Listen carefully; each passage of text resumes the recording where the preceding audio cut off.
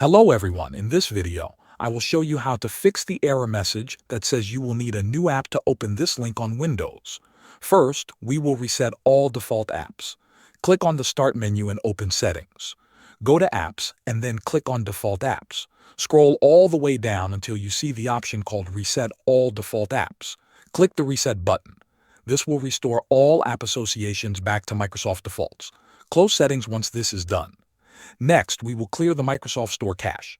Press the Windows key and R on your keyboard at the same time. A small run window will open.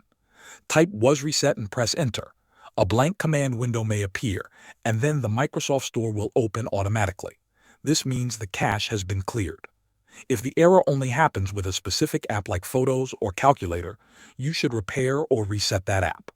Open Settings again and go to Apps. Click on Apps and Features. Scroll down and find the app that is causing the problem.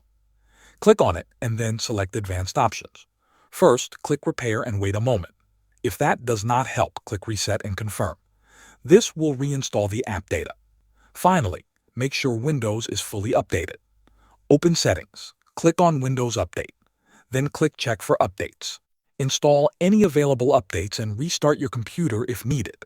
After completing these steps, the error should be fixed. Thanks for watching.